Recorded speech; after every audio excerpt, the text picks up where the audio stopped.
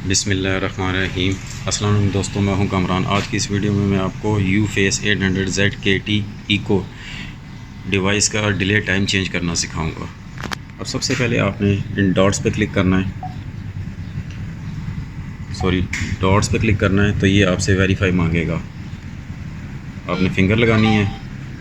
Make sure कि आपका जो यूज़र है वो उसके पास एडमिन राइट्स हो। अब आपने एक्सेस कंट्रोल पे यहाँ क्लिक करना है और एक्सेस कंट्रोल ऑप्शन पे आ जाना है और यहाँ door lock delay time default 10 second होता है। आपने यहाँ अकॉर्डिंगली 1 2 3 4 और यूज़र डिफ़ाइन, यहाँ आप यूज़र डिफ़ाइन पे क्लिक करके अपनी मर्ज़ी से सेट कर सकते हैं। लाइक मैं इसको 0.5 करता हूँ और यहाँ से इसको ओके कर दूँगा।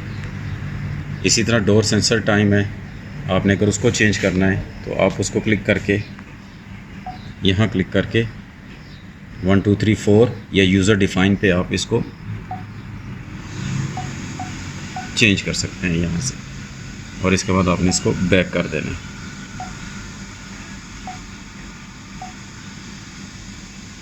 होप आपको समझ आ गई होगी कि कैसे आप इसका डिले टाइम चेंज कर सकते हैं। मिलते हैं अपनी नेक्स्ट वीडियो में, तब तक के लिए अल्लाह हाफ़िज़।